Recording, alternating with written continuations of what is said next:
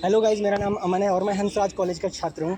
और यहाँ मैं आया था अपने एक प्यारे से असाइनमेंट के लिए, जो पब्लिक हिस्ट्री सब्जेक्ट है उसका असाइनमेंट है।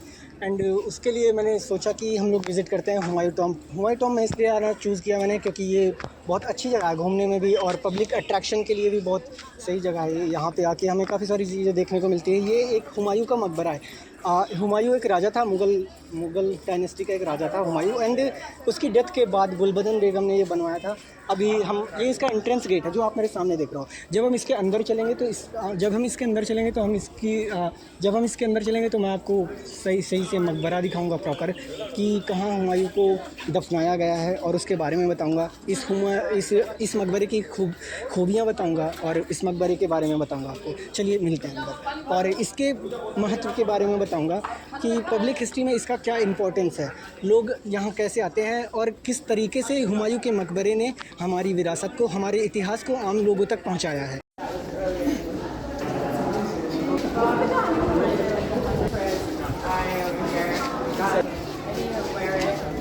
Wow, actually, this is impressive, guys. This is very impressive. Wow.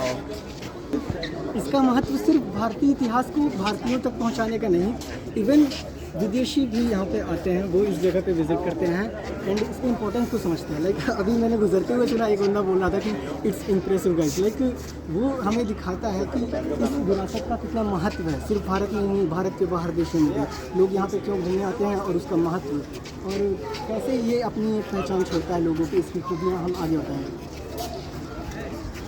मेरे पीछे देख सकते हो, ये है हुमायूं का मकबरा, जहाँ मुग़ल सम्राट हुमायूं को दफनाया गया था। गुलबदन बेगम द्वारा ये बनवाया गया था लगभग 1565 से 1572 के बीच, और आज लगभग 450 से ज़्यादा वर्ष बीत चुके हैं। और जब मैं यहाँ आया, मैंने घुसते ही सुना एक विदेशी महिला बोल रही थी कि इट्स इम्प्रेसिव, मतलब कि इसका जो महत्व है वो सिर्फ भारतीयों तक नहीं है, भारतीय इतिहास को इसने विदेशों में भी बहुत ज़्यादा फैलाया और अपनी पहचान छोड़ी लोगों के बीच। और इसकी जो बहुत सारी खूबियाँ हैं जो इसकी बनावट में, जैसे इसका डबल डोम स्ट्रक्चर, इसमें यूज़ किए गए लाल बलुआ पत्थर और सफ़ेद संगमरमर और नीले रंग वाले पत्थर, उन सब की बातें हम अंदर चल के करेंगे। ये इसका मकबरे में जाने का मेन एंट्रेंस गेट, और यहाँ पे हम देखेंगे तो यहाँ की जो सीढ़ियाँ वो बहुत ज़्यादा खड़ी हुई है। लाइक ऐसे बहुत ही ज़्यादा खड़ी हुई है। आप समझ रहे हो मेरे कहने का मतलब, आप ये खुद ही देख सकते हो अपनी आंखों से। आगे आना, जैसे हम देखते हैं कि सीढ़ियाँ थोड़ा सा ढाल नुमा होती है, बट यहाँ की सीढ़ियाँ बहुत ही ज़्यादा खड़ी हुई है। इसके पीछे का महत्व मुझे भी नहीं पता। जैसी ये सीढ़ियाँ है, ये चढ़ते चढ़ते कोई भी थक जाएगा। पता नहीं मुग़ल सम्राट कैसे चढ़ते रहे होंगे ये सीढ़ियाँ। ये रहा मेरे पीछे, आप इसका स्ट्रक्चर देख सकते हो, कैसे इंडो इस्लामिक स्ट्रक्चर है इसका अगर आप देखोगे तो। क्योंकि यहाँ पे जो गुंबद ऊपर है एक, जो यहाँ से दिख ही नहीं रहा, तो यहाँ पे अगर आप देखोगे तो मेन स्ट्रक्चर के एंट्रेंस पे हमें 3 मेहराब नुमा स्ट्रक्चर देखने को मिलते हैं। जैसे एक रहा ये, और दूसरा ये बड़ा वाला, और तीसरा रहा वो उधर साइड में।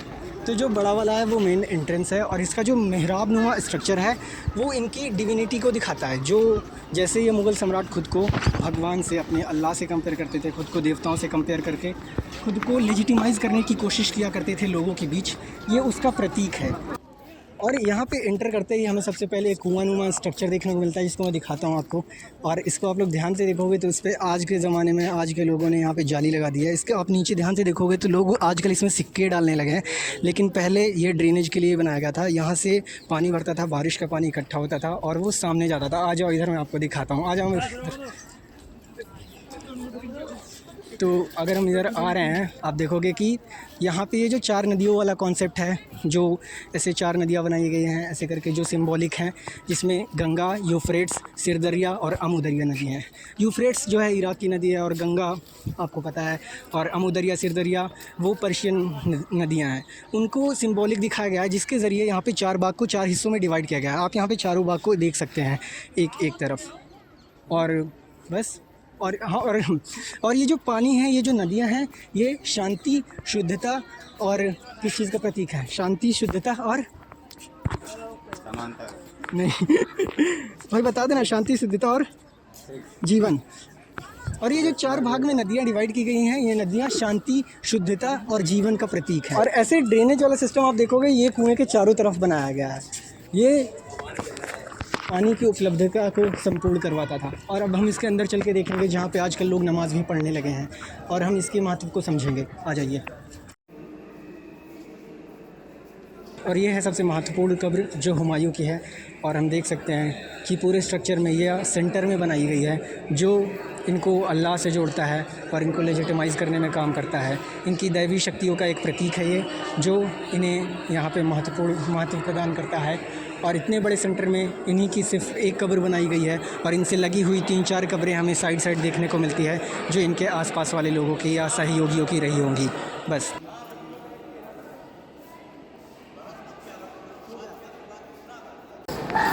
इसे हम देखेंगे, अगर हम ऊपर की तरफ देखेंगे तो यह भारत का पहला डबल डोम स्ट्रक्चर है।